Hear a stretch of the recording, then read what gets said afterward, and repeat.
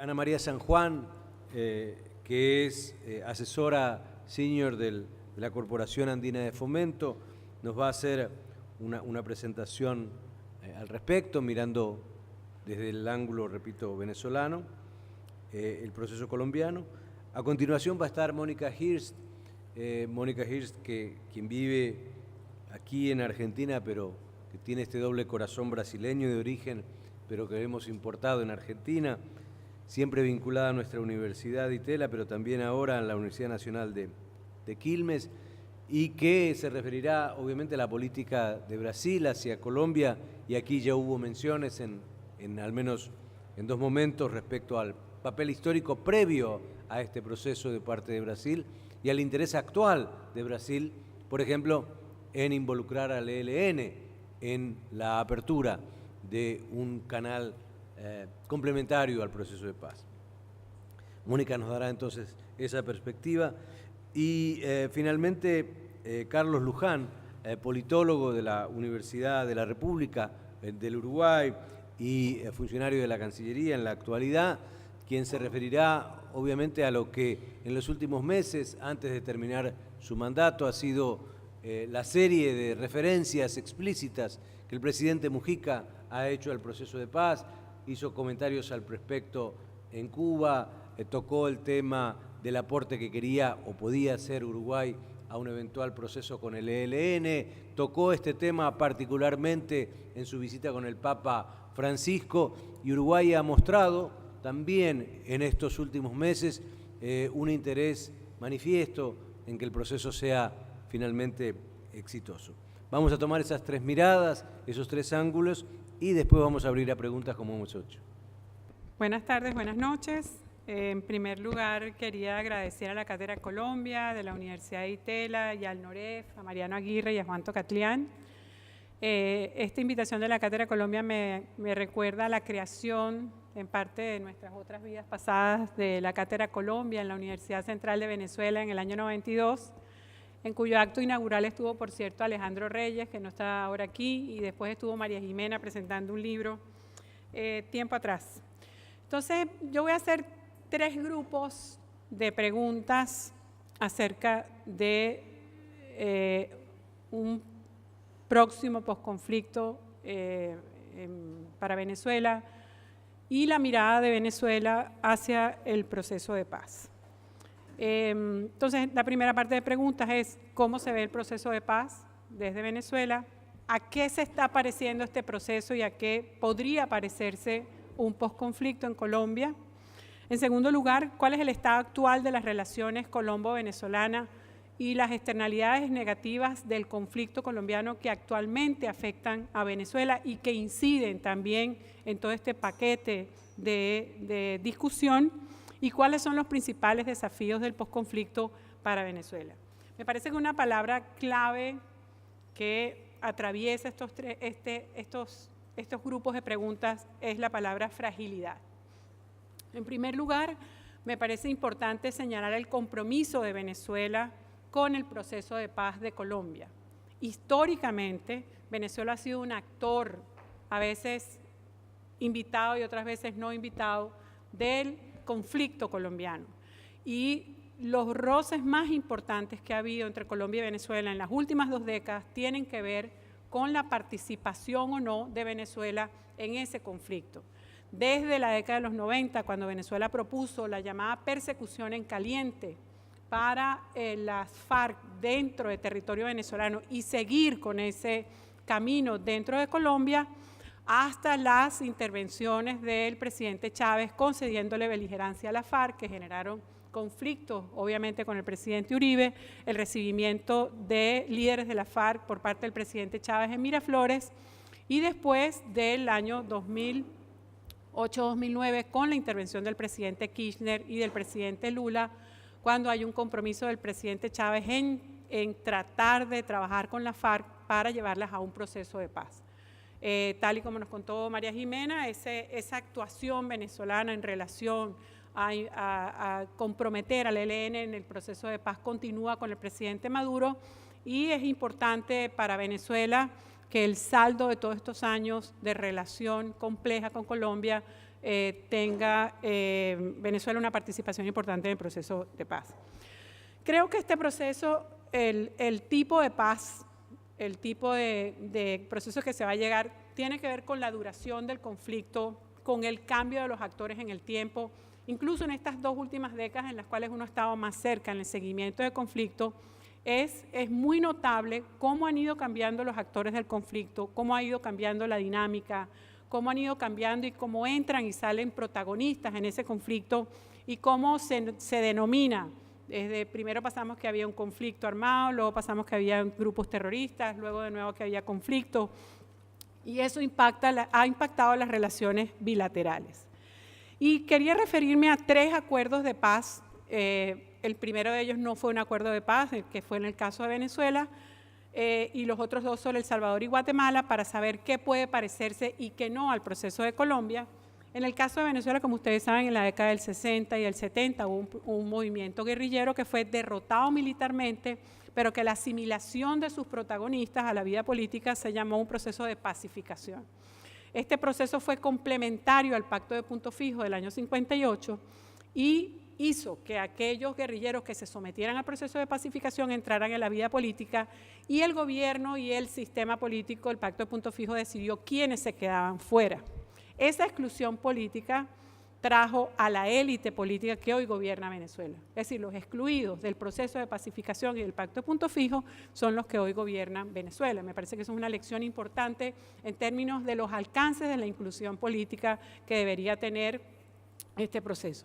En segundo lugar, no es un proceso como el de El Salvador, en el que hubo la creación de unas nuevas Fuerzas Armadas y de una nueva policía, y que el gran déficit del proceso de El Salvador fue el apoyo económico de la comunidad internacional, que no terminó de materializarse y que tiene incidencia en los grupos violentos que existen en El Salvador, tal como las maras, que no son excombatientes, sino que son deportados de Estados Unidos, pero que la economía salvadoreña les es imposible asimilar.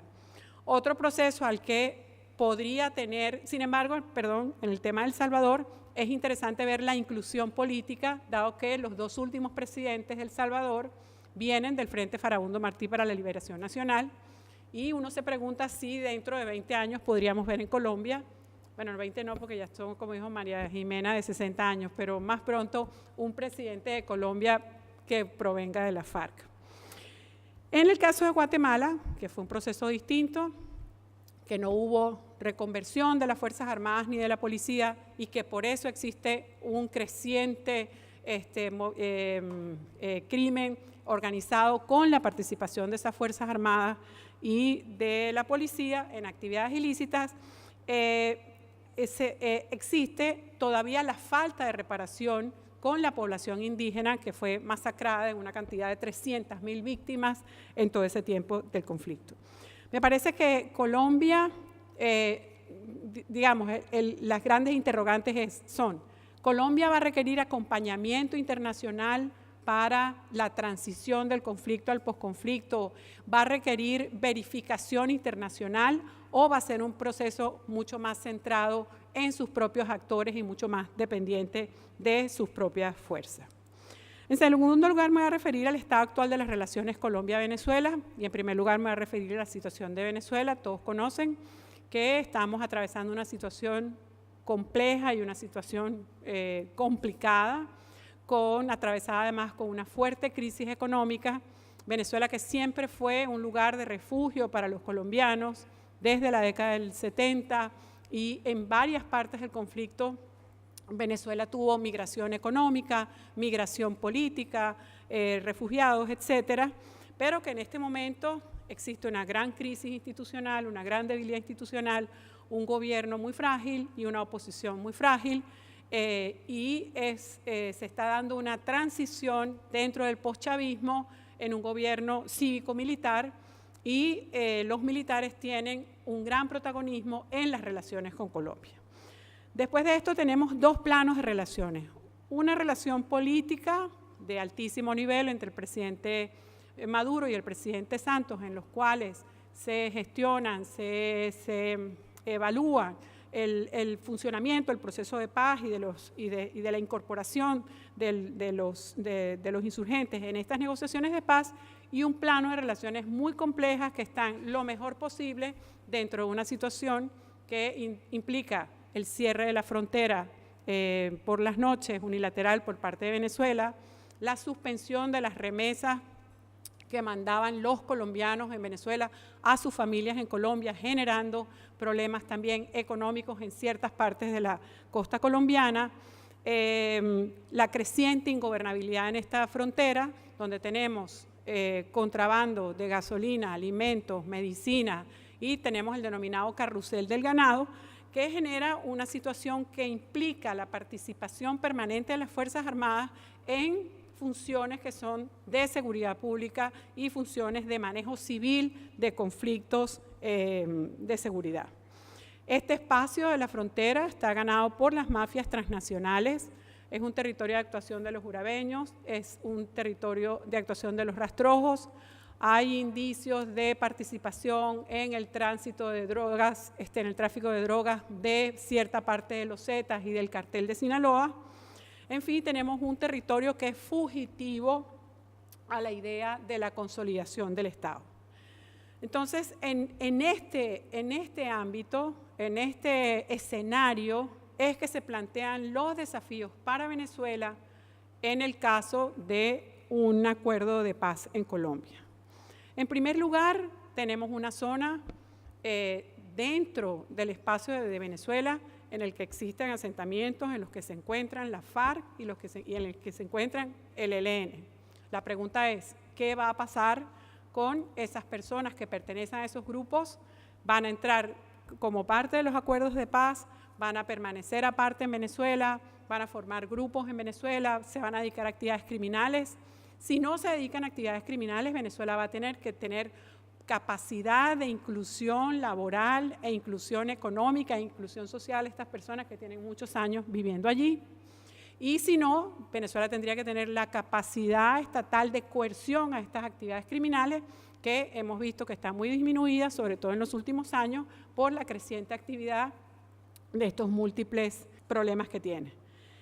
El tema de la seguridad ciudadana sin las Fuerzas Armadas. ¿Cómo va a ser el tratamiento a las bandas locales que existen actualmente y a las bandas nacionales y de alcance internacional que van a seguir operando en la frontera mientras sigan los problemas de tránsito de drogas? Otro tema importante para Venezuela, y creo que uno de los más importantes para la relación entre Colombia y Venezuela, es el problema militar, la cuestión militar. ¿Cómo va a replantear Venezuela sus hipótesis estratégicas frente a Colombia? Y si Colombia va a tener hipótesis estratégicas con Venezuela sobre dominio territorial, si Venezuela va a seguir planteando que Colombia es una cabeza de playa de los Estados Unidos para intervención en modalidades de guerra de cuarta generación, como plantea el Ministerio de Defensa venezolano, a través de las Fuerzas Armadas de Colombia. Y cómo generar equilibrios dentro de las Fuerzas Armadas con un ejército con más efectivos del ejército, que son los que dominan la actividad en la frontera occidental. Se puede plantear una disminución del ejército en Venezuela en un gobierno cívico-militar.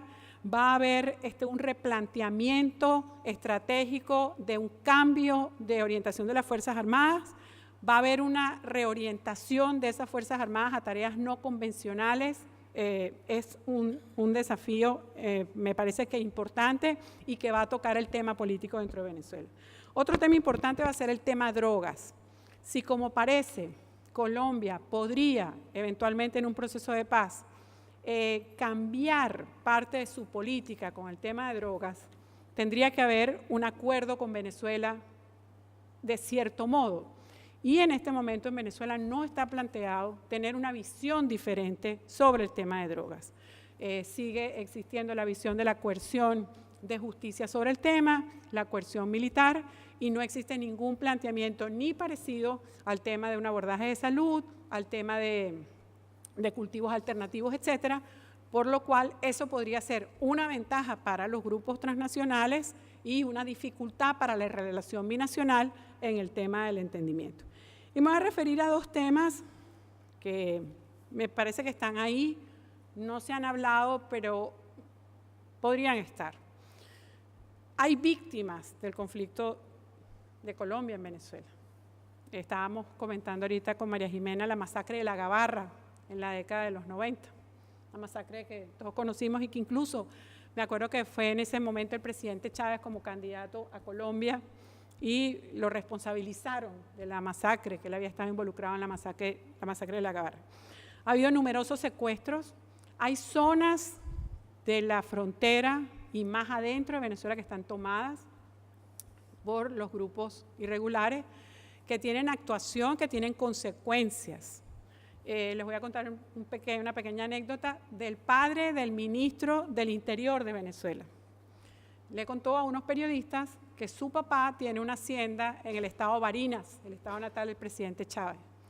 Y el señor tenía un muchacho que había criado desde que era pequeño y le había pagado la universidad, o le había pagado los estudios, le había dado una casa y le había dado parte para que manejara parte de la hacienda.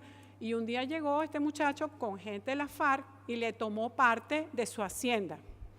Entonces, el papá del ministro del Interior de Venezuela fue a reunirse con la FARC en el estado Barinas para decirles que, por favor, dejaran, le soltaran ese espacio de su hacienda. Entonces, la FARC le dijeron, no, aquí vamos a hacer un juicio y usted presentará sus alegatos y su protegido presentará lo suyo. El papá del ministro del Interior de Venezuela fue con sus alegatos, fue con sus cuentas, su título de propiedad, lo que le había dado al muchacho, todos los regalos, etcétera, y le presentó a la FARC y le dijo, este muchacho me está robando, yo lo he tratado bien, lo he tratado con cariño, y ha hecho esto. Entonces la FARC falló contra el muchacho.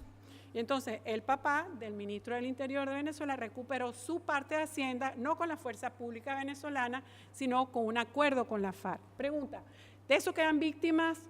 Digamos, esto es una parte anecdótica, digamos, pero que revela el carácter de penetración, ¿no?, del fenómeno social de la FARC dentro de Venezuela, en las zonas que están más desprovistas de Estado. Entonces, pregunto, aquellos secuestrados que murieron, ¿se van a hacer parte como víctimas? Lo dejo como una pregunta.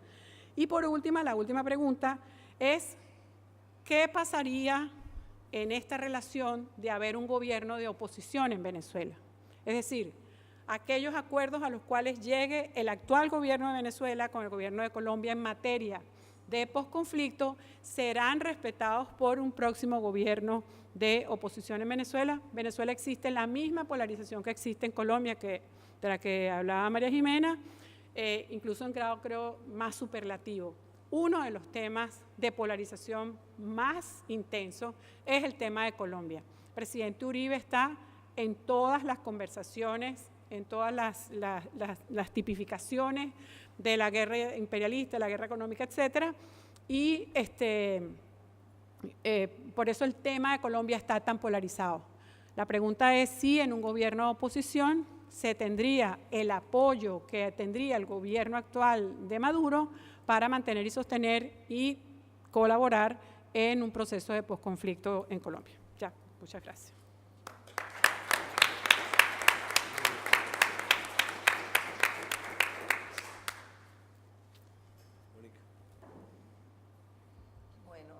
Yo también quería agradecer a la Universidad Tucuatitela, a NOREF, a los organizadores, a mis amigos que hacen parte de esta iniciativa y obviamente reconociendo su importancia. Desde el punto de vista del método utilizado, de tarjetas, de colores, yo lo que quería proponer era una tarjeta azul para los que hablen un poquito menos del tiempo. Claro, porque, enfim, yo creo que, enfim, hay que pensar también, digamos, en una tarjeta que estimule digamos, la buena práctica, para decirlo de una manera moderna. Bueno, y espero merecer una tarjeta azul. Yo creo que este por lo menos es mi intención. Yo voy a hablar breve y trataré, digamos, de sintetizar lo que es sintético, porque en realidad, hoy por hoy, en este momento del proceso de construcción de la paz colombiana, Brasil es una hipótesis más do que un actor. Hay especulaciones y hay conjecturas y hay, digamos, una memoria fragmentada que espero que en algún momento se pueda realmente reconstruir sobre esfuerzos de presencia, actuación anteriores, no muy lejanos. La relación de Colombia con Brasil no tiene los antecedentes que han sido comentados hoy y que Ana María ahora subrayó, en el caso que se muestra en el caso de Venezuela. La relación con Colombia del lado brasileño es una relación distante, a pesar de casi 1.700 kilómetros de frontera, pero, digamos, es una relación que ha tenido elementos complejos, principalmente a partir de la expansión del narcotráfico en Brasil, las vinculaciones, las presencias en algún momento incluso, digamos, de campamentos, no campamentos, pero, en fin, funcionamientos de la FARC en algunas partes del territorio, vinculaciones entre crimen organizado de Brasil con narcotráfico colombiano intermediados por la FARC en la zona amazónica. En fin, todo esto son pedacitos que tienen en algún momento que ser atados y analizados. Pero hoy por hoy, vuelvo a decir, Brasil viene acompañando, el gobierno de Brasil viene acompañando positivamente en fin, el proceso de paz. Tiene, de hecho, relaciones mucho más claramente definidas con los países que están conduciendo estas negociaciones, en fin, empezando por Cuba, que Brasil hoy día ha, digamos, generado una nueva agenda y el tema de la presencia de Cuba en todo este proceso es más que reconocido. Noruega, que es un vínculo hoy día muy importante para Brasil, incluso es uno de los principales donantes cuando uno mira los números en el DAC. Chile, que es una relación que ahora vuelve a tener un vínculo fraternal importante en términos políticos. Venezuela, que es un tema de polarización y politización interna en Brasil en este momento, pero, en fin, que ha tenido una agenda bilateral extremadamente importante en los últimos años. O sea, los vínculos con estos países son mucho más claros y han, digamos, se desarrollado de una manera mucho más consistente do que con Colombia propiamente dicha. Ahora, dicho esto, Brasil tiene mucho interés en una paz estable en Colombia, por razones obvias desde el punto de vista de la consolidación de Sudamérica como una región de paz, la posibilidad además de avanzar en un conjunto de vinculaciones bilaterales, la posibilidad de hacer con Colombia un tipo de articulación de largo plazo en cuanto a cooperación fronteriza, a vinculaciones e inversiones. O sea, hay un potencial en esta relación bilateral, además de un interés específico en que Colombia pueda consolidar su proceso de paz. Bien, a partir de esta introducción, yo quería entrar en 3 puntos para después también, tal vez siguiendo el estilo de Ana María, hacer algunas preguntas al final. El primer punto es que no hay cómo no hablar en este momento de cualquier cosa relacionada a Brasil sin hablar del actual momento político electoral que está presente en este país, que es un momento de profunda polarización, de profunda división y de incertidumbre. incertidumbre desde el punto de vista, digamos, del proceso electoral, de sus resultados, una incertidumbre de cortísimo plazo, tenemos 11 días para aclarar esta incertidumbre, pero en este momento yo creo que más allá del entusiasmo por estar de un lado o del otro y por la aventura de lo que es una apuesta, es muy poco claro para cualquier uno realmente cuál va a ser el resultado final. Y de hecho esto para Brasil es novedoso desde el punto de vista de una división tan apretada y tan polarizada y con tantos elementos, porque esto no es simplemente una coreografía democrática, pero sin el embate entre dos proyectos que tienen diferencias muy importantes de contenido, de geografía, digamos, del país. Incluso estas divisiones aparecen geográficamente en este momento desde el punto de vista del electorado, socialmente desde el punto de vista de las preferencias. O sea, son muchos los elementos que dan una substancia a esta división.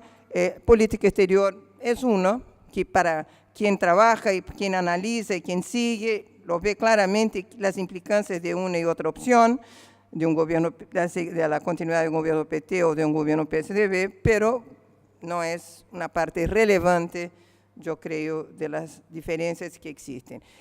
Pero son divisiones, son diferencias que van a tener, creo yo, consecuencias bastante diferentes en lo que dice respecto a la relación con Colombia. Y voy a llegar a este punto. El segundo elemento que quiero acá subrayar como un elemento que va a tener incidencia también sobre el futuro de las relaciones con Colombia en un contexto de construcción de una paz estable, es la presencia que las Fuerzas Armadas tienen hoy día en Brasil como un actor reconocido, es notable, por primera vez escuchar por parte incluso de los candidatos presidenciales, mención explícita y positiva a las Fuerzas Armadas como actores, principalmente en temas de seguridad pública, pero no apenas. Y esto, digamos, en el caso de Colombia es muy importante por el tema de la frontera, las cuestiones, obviamente, de seguridad que existen en la frontera, por la agenda de cooperación que ya existe hoy día bilateralmente hablando entre el Ministerio de Defensa de un lado y de otro, después de un largo periodo en que justamente las Fuerzas Armadas brasileñas tenían una visión muy defensiva en relación a las colombianas en función del impacto del Plan Colombia con Estados Unidos. Y finalmente el tema de la injerencia, la presencia que ahora las Fuerzas Armadas tienen en Brasil en el tema, en articulación con la policía, principalmente la Policía Federal, en la contención al narcotráfico.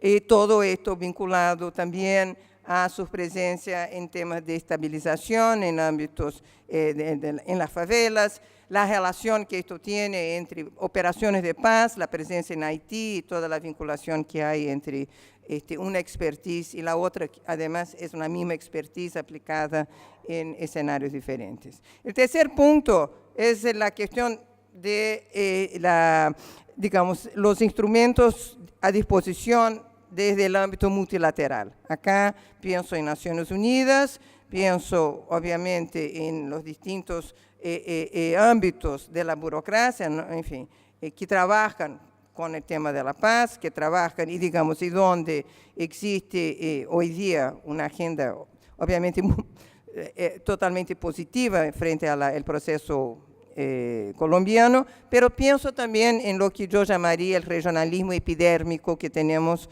y que donde UNASUR, CELAC, tienen una presencia, tienen un papel, digamos, de articulación, algún tipo de coordinación política y, bueno, claramente también un impacto estabilizador en la región. Muy bien. No hay como no hablar de dos escenarios en Brasil, cuando uno habla de Brasil. Y empiezo por el más conocido, que es el escenario de continuidad de un gobierno PT, o sea, el año 13 de un gobierno, de un periodo que ya tiene 12 años, donde, además de que se mantenga una visión positiva y, digamos, disponible para una etapa siguiente de consolidación del proceso de paz, esto, a mi impresión es que se daría y se dará esencialmente tratando de anclar este proceso dentro de la arquitectura multilateral regional, principalmente UNASUR, tratando de reforzar una agenda de cooperación bilateral entre las Fuerzas Armadas, con la policía, en todo el tema de estabilización, desarme, construcción de procesos de pacificación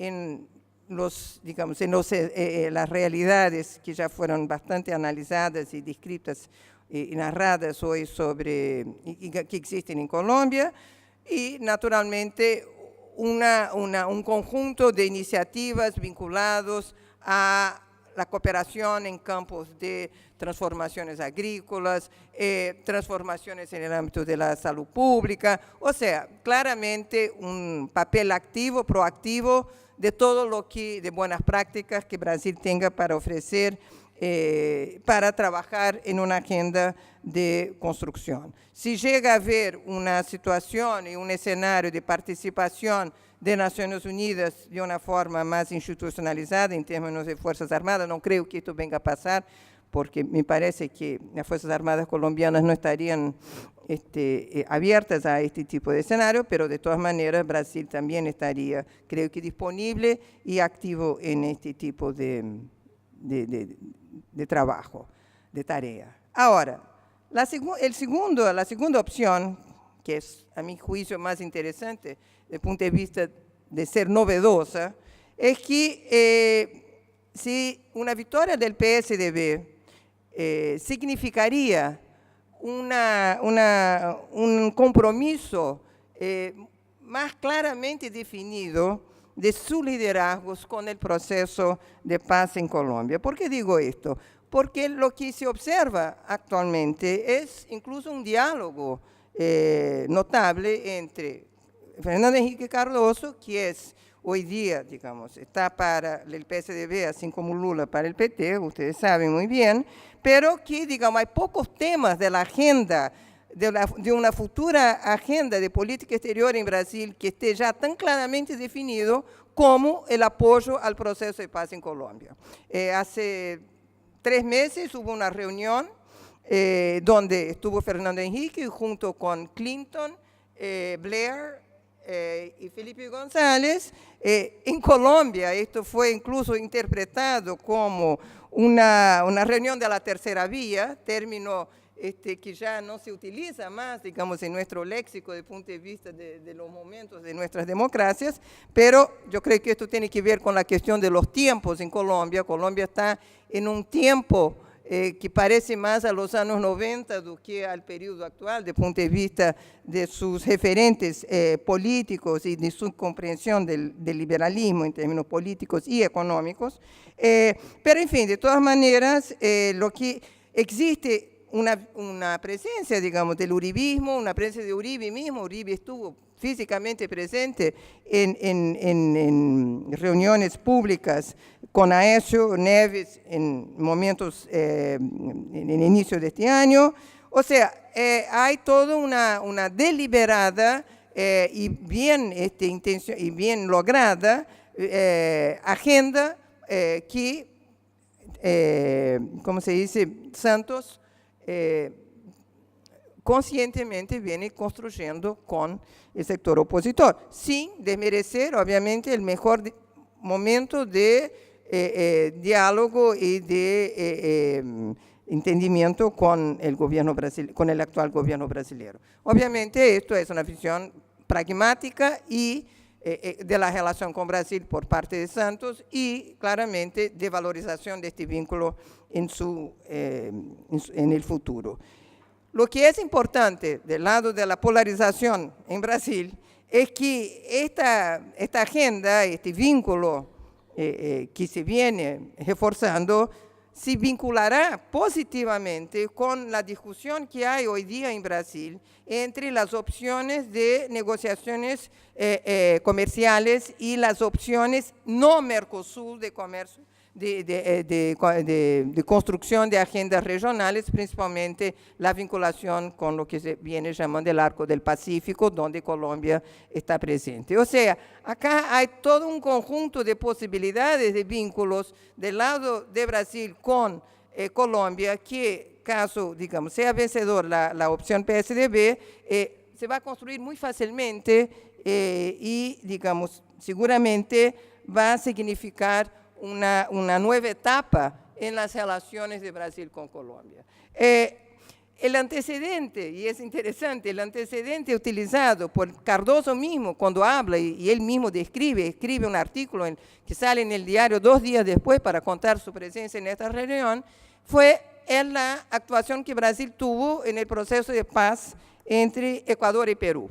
Y esto, digamos, es reconocido ahora del lado del PSDB como un antecedente del gobierno Cardoso que, digamos, se suma en la construcción de esta agenda futura. Bien, como yo dije, en 11 días queda claro si esto puede avanzar y consolidarse como un camino. Bien, ahora, y con esto termino, 3 preguntas que quiero dejar acá sobre la mesa. Hoy día nuestra región, Sudamérica y Brasil incluido, ¿no? Es una región, digamos, dividida políticamente. Nuestros países están divididos políticamente. Son divisiones, como yo dije, que no tienen, digamos, no son simplemente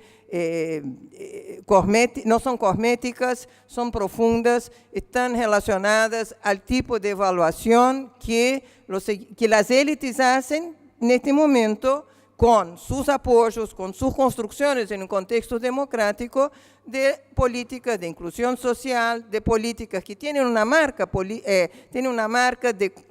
de fortalecimiento del Estado, de una apuesta desarrollista, o sea, todo el paquete que yo no voy a repetir acá porque nos desviaría, pero sí quiero subrayar que esta división está presente en Brasil, está presente en Argentina, está presente en Venezuela, está presente en Uruguay y yo creo que está presente en Chile también.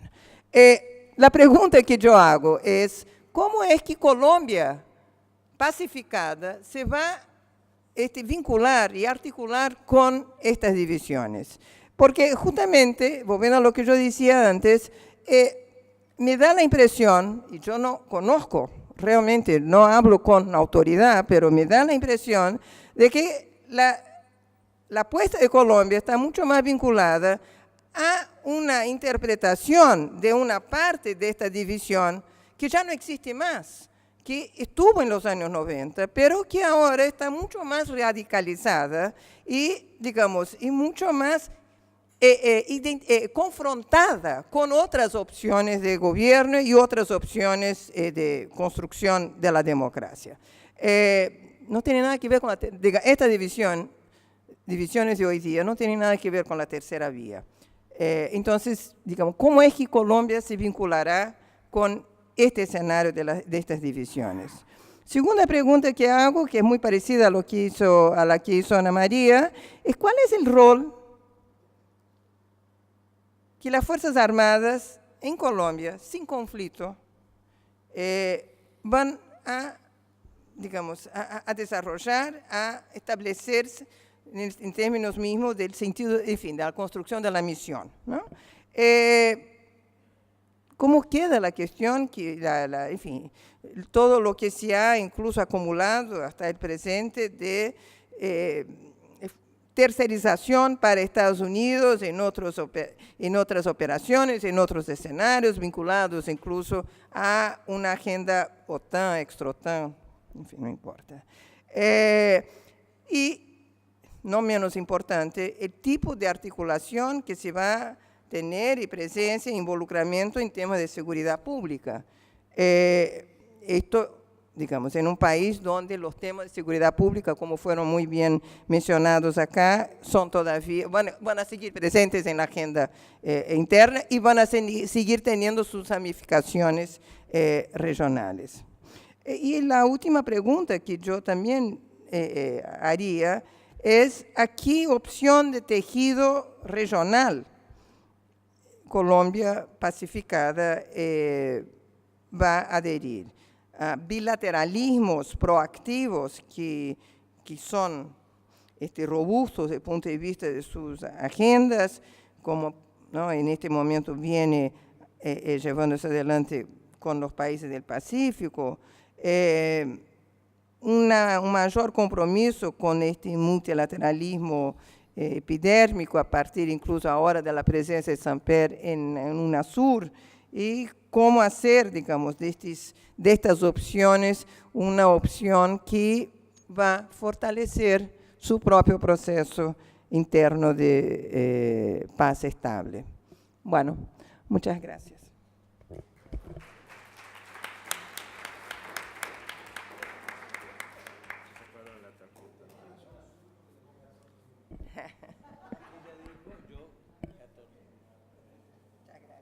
Muchas gracias. Para empezar, 3 agradecimientos. Obviamente a Mariano Aguirre, digo, de Noref, sin cuya invitación no estaría aquí. A Juan Gabriel Tocatlián, digo, que sin su confianza y la interacción estratégica, académica que hemos tenido, tampoco estaría aquí.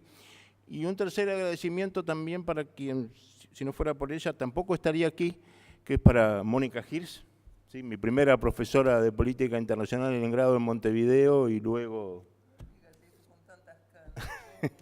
Yo era muy viejo ya cuando hice el curso, antes había estudiado matemáticas, fue mi segunda carrera, eso te deja más tranquila, sin cual tampoco estaría aquí. Y a mí me gustaría retomar un poco donde dejó Luis Mayra en su presentación, como su penúltima respuesta vinculado con el ELN, que también tiene que ver con una pregunta que nos hacía Juan Gabriel. Bueno, ¿qué es lo que pasa con esto? Cuando empecé a tratar de ver qué vinculación había entre Uruguay, el presidente Mujica, la Cancillería, bueno, lo primero que hice fui en la Cancillería, en el primer piso, en la unidad de análisis estratégico, donde aparte de trabajar en el Instituto de Ciencia Política Trabajo, y vi, bueno, qué información teníamos en dicha unidad. Y había información muy general, de contexto, muchas cosas, pero nada específico. Mandé un mail a nuestro embajador en Colombia, a lo que me contestó, decime a la hora que estás en la oficina, porque esto no es para escribirlo en un mail. Allá lo conversamos, me dice, mira, te puedo contar una serie de reuniones a las cuales yo llegué hasta la puerta y ahí entraba el presidente con el canciller. Pero ¿por qué no hablas con la directora en segundo piso de la Regional América, de la que está en Colombia? Allá fuimos y me dieron todos los documentos de los acuerdos, la prensa en Colombia, etcétera, etcétera. Pero me dijo, de repente lo mejor es que vayas al tercer piso, a la Dirección General de Asuntos Políticos, con la cual fuimos, y en la cual me ratificaron que esto lo maneja, ¿sí?, el ministro con el presidente. ¿Por qué no vas al sexto piso? Ya subimos, como verán, eso me hizo bien, subimos hasta el sexto piso y hablamos con el asesor del ministro, que a su vez es medio tiempo asesor del ministro y asesor del presidente, y me dijo, esto hay que hablarlo directamente con el presidente. Muy bien, veamos a ver si puedo hablar con el presidente. Dicho lo cual, el embajador habló con el presidente, me dijo, mira, estamos en plena campaña electoral, va a ser imposible ahora que hables, está muy interesado, realmente, digo, yo se los transmitía, tiene la mejor disposición para el año que viene, el presidente Mujica me lo trasladó de participar en estos debates, en estas discusiones, ¿sí? Lo que te quede claro que es un tema que está alto en la agenda presidencial. Bueno, eso para decir que el periplo, y veamos. ¿Qué es lo que hay? En definitiva, mucha reserva y cautela. No sabemos si la reserva es por una cautela o prudencia diplomática, o como dice la oposición en mi país, es porque en realidad no hay nada. detrás de todo esto? Es una pregunta que lo develarán los tiempos. Muchas cosas que pensaba decir ya fueron dichas por Mónica, porque como ustedes saben, y lo dijo también el presidente Mujica, Uruguay va en el estribo de Brasil.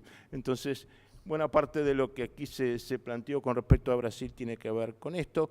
También tiene que ver que el 26 de octubre también tenemos elecciones nosotros y se definirá un poco el rumbo. Y voy a hacer referencia en función de estos escenarios, principalmente concentrándonos en el escenario más probable, aunque no cierto, de continuidad de los gobiernos. Y ahí aparece entonces la figura del personaje, del presidente, que uno podría catalogar al presidente Mujica en términos de austeridad y encanto, ¿sí? Un ex guerrillero devenido en presidente, que es, por un lado, líder de la fracción mayoritaria del partido de gobierno y jefe de Estado, pero no es líder del partido de gobierno y en alguna medida no es jefe de gobierno, ¿sí? Entonces está como en las dos puntas y es un presidente que es algo más que un puente entre la primera presidencia de Tabaré Vázquez y la segunda, aunque alguno quizás en su momento pensó que eso era así. Un presidente que ha construido una narrativa basada en la austeridad y en la sinceridad, ¿sí? Los discursos de nuestro presidente están en el borde de lo políticamente correcto, a ambos lados del borde, ¿no? Y anécdota sobre el libro que sacó sobre los Pepe Coloquios, donde decían que el Partido Socialista Uruguayo era una agencia de colocaciones, principal soporte del partido del gobierno, y ni que hablar sobre expresiones sobre presidentes argentinos que no voy a hacer referencia, pero que todos conocen, ¿sí? Se puede decir que Mujica, en definitiva, es un catalizador de procesos. Entonces, la pregunta es hasta dónde esa evaluación internacional muy positiva que él tiene, obviamente en nuestro país tiene amores y desamores, ¿sí? Hace de él alguien, como planteaba Juan, con capacidad de plantear esto en su agenda en la reunión con el presidente Obama, de llevárselo al Papa Francisco como preocupación, el proceso de paz en Venezuela, en Colombia, quiero decir, perdón, sí, la llegada con presidentes y expresidentes, ¿sí? Hasta dónde entonces no hay un capital allí de alguien que en alguna medida, sí, por su militancia, pero por otra política y anterior, puede llegar a ser un factor de concreción. Pero eso es el factor humano y la persona y lo que puede hacer Mujica, primer senador de la fuerza del sector mayoritario del Frente Amplio en el próximo gobierno. Pero creo que también hay algunos clivajes de la política exterior uruguaya que pueden llevar también en esa misma dirección. ¿Sí? Voy a simplemente nombrar algunos. Promoción y protección de la democracia a nivel regional. Y no simplemente defensa de la democracia, que es lo que Mujica ha promovido en UNASUR frente a los intentos fallidos o exitosos de golpes de Estado de nuevo tipo en la región, sino también la preocupación por la calidad de la democracia, que eso que creo que ha estado aparecido aquí con mucha fuerza. ¿Sí? Entonces me parece que por ahí hay un punto relevante. El segundo sí tiene que ver con la región como una zona de paz. ¿Sí?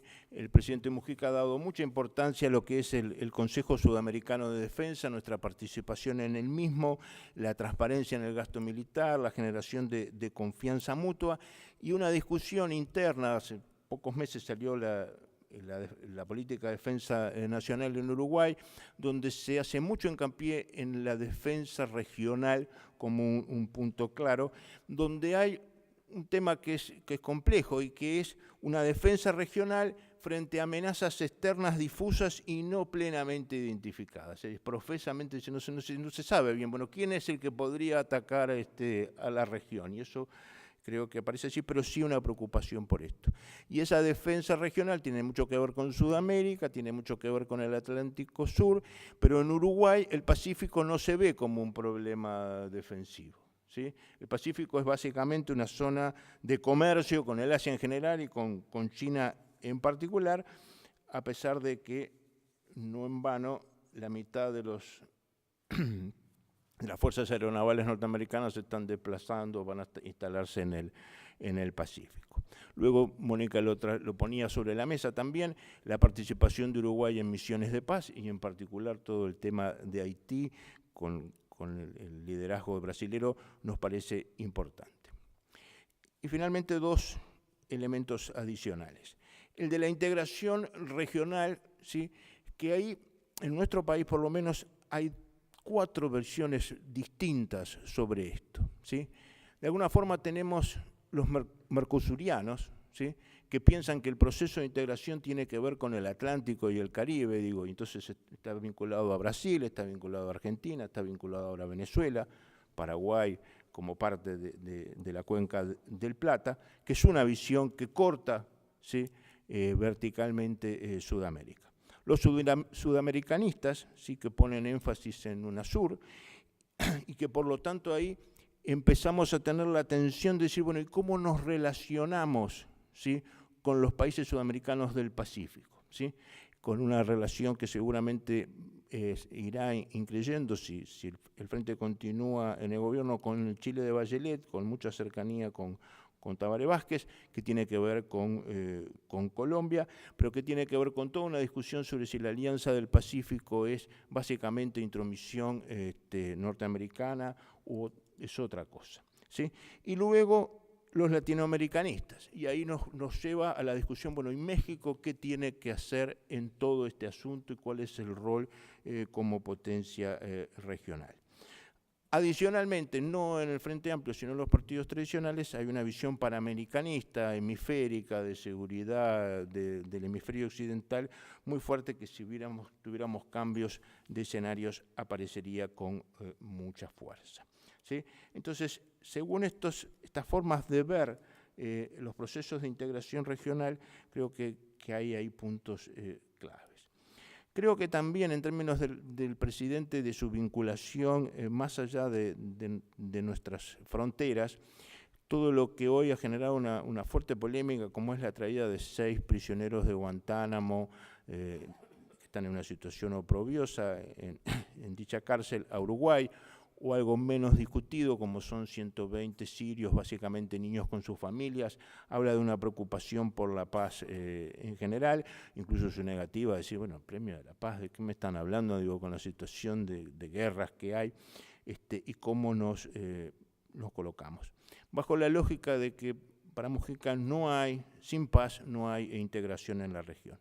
Y el último punto que lo dejo más como pregunta que como afirmación, es todo lo que hace a la posición de Uruguay en el tema drogas, ¿sí? Su lucha contra el paradigma prohibicionista, ¿sí?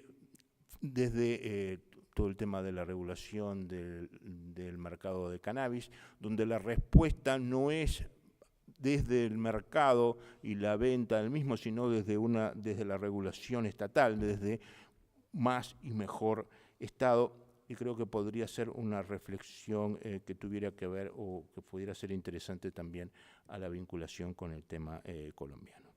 Finalmente, ¿cuál es el rol que Mujica puede llegar a tener en el futuro de estas conversaciones? Si puede llegar a ser facilitador de lo mismo.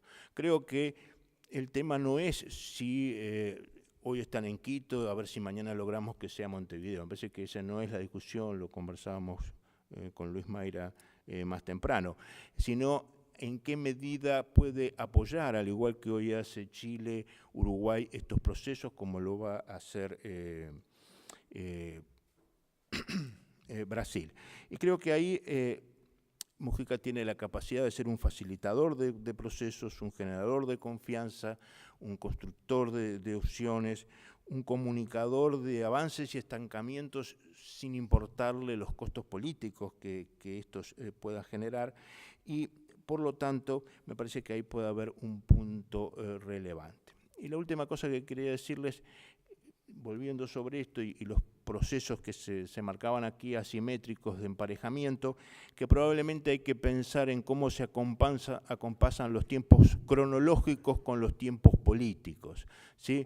Creo que este proceso culmina exitosamente si es dentro de la segunda presidencia de Santos. Esos son los límites que tenemos. Entonces, probablemente estos 24 meses que estábamos hablando, si agregamos este proceso en paralelo, podemos estar hablando de 3 años, de 4 años, pero no mucho más, ¿sí? O sea, este punto se soluciona en el segundo lustro de la década del 10 o pasa a ser una incertidumbre hacia futuro mucho mayor.